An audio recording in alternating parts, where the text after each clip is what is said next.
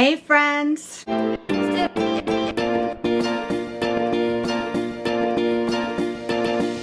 name is Desiree, aka Mama Friendly, and I do all sorts of videos on my channel.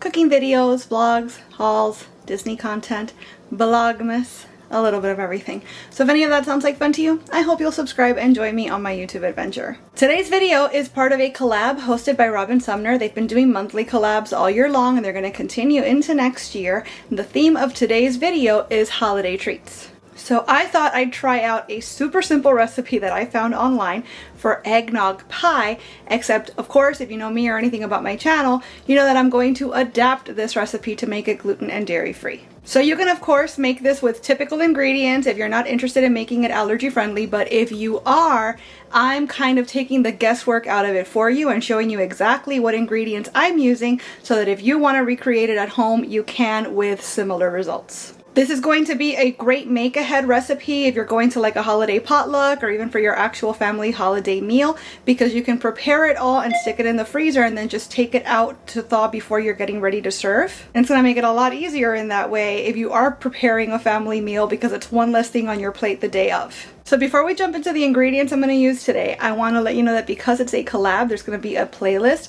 So if you look in the description box of this video, you're going to find links to Robin Sumner's channel and also to that playlist, so that once you finished watching my video, you could see what all of my friends made this month as well. And if you're into holiday recipes, I hope that you're subscribed, because I've been doing a 12 days of cookie series during my Vlogmas this year. There's a new video every single day from the 1st to the 25th of December, and there's a lot more fun to come. So I hope you're subscribed, and now that all of that's handled, let's jump into the recipe. So first things first, I've gotten my holiday nog. They can't call it eggnog because this is a vegan, dairy-free version, and hence there are no eggs in it, but it is a almond milk based beverage that is flavored like eggnog. And I want to remind you to give this a really good shake before we start cooking, regardless of what kind of holiday nog, eggnog, whatever you're using, because the spices and stuff might settle to the bottom and we want to make sure that we're getting the full flavor out of everything that we're using. I'm going to use about 1.5 cups, and I'll give you some explanation on that about in a second. We're going to need a container of Cool Whip or its equivalent. This is Cocoa Whip from So Delicious, and it's coconut based, and I really love it. It's gluten free, it's vegan, it tastes amazing. We're going to use about 2/3 of this in the pie itself, and then the other bit is going to be for kind of garnish when we're serving. I have here a graham style pie crust. This is gluten free and dairy from this brand right here. If you wanted to use like a traditional pie crust, like the kind you bake, Holy Wholesome has a really nice gluten-free, dairy-free one that you can find online. You could also find it at Sprouts or Whole Foods. Make sure if you are using that kind of pie crust though, that you pre-bake it and let it cool completely before you make the filling, because this is one of those pies where you kind of fill it and then just refrigerate it or freeze it. So if the pie crust is not cooked beforehand, it's not gonna cook ever. We're gonna need a sprinkling of nutmeg to throw on top here, and we also have a box of Jello vanilla pudding. It's the 3.4 ounce box, and it's the instant kind. You want to make sure it's instant. I did a lot of research before purchasing this, and it turns out that the Jello vanilla pudding mix is fully vegan and dairy free. What makes it unsafe is the milk you choose to prepare it with. So since I'm using a dairy free milk, I know that this is going to end up being just fine for my allergies. So this is an oven-free recipe. This is something that the kids could help you put together, or if they're a little bit older, you could just give them the ingredients and trust them to prepare it themselves. I'm sure they'll be very happy to help. And again, one less thing you have to do for the holiday spread. I'm going to set this aside because I'm going to use it as a lid later. And we're going to put this off to one end here because we're going to make all of our filling in a bowl. This bowl is probably larger than we need, but that's fine. I'm gonna first off give my holiday nog a really good shake.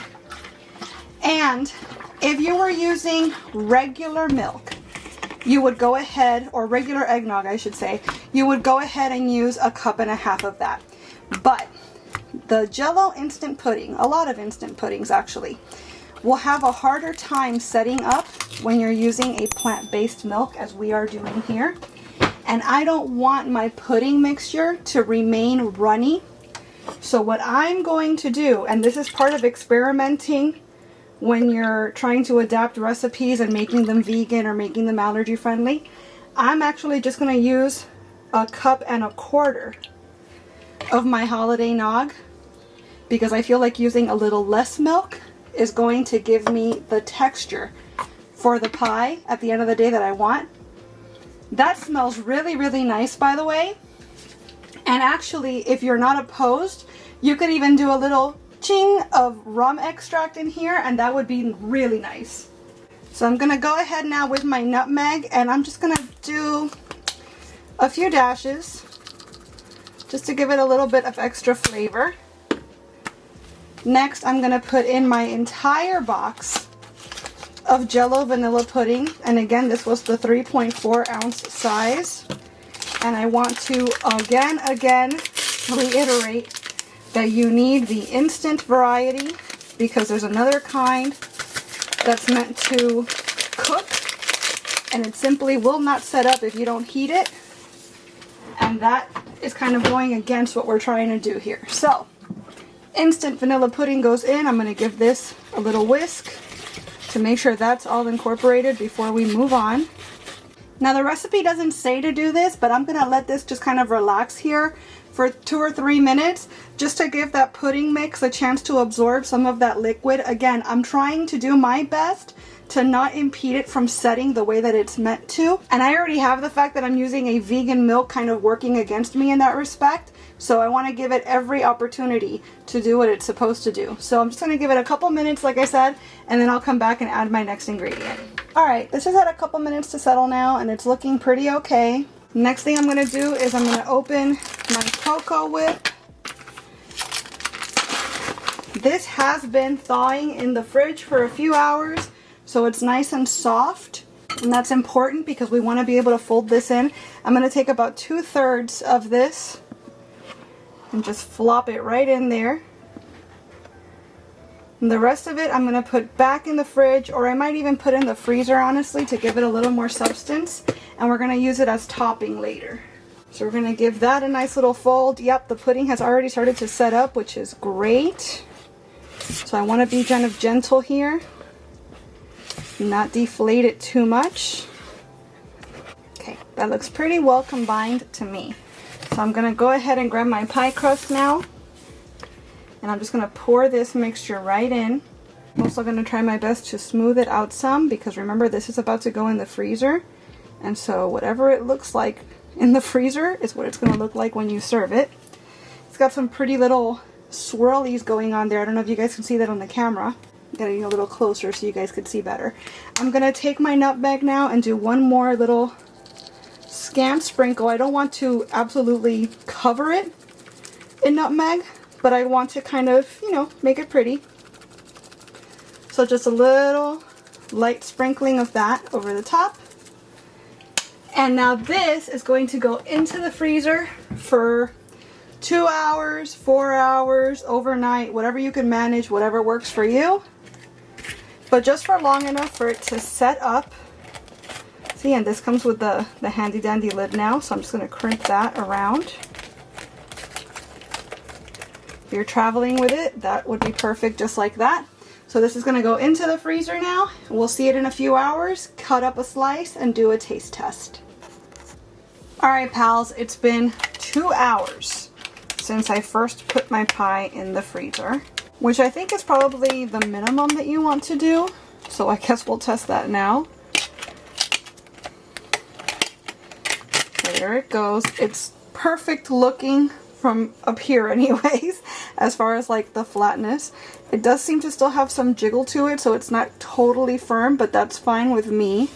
Yeah, it still seems to have like a pudding consistency rather than like a fully firm like frozen pie.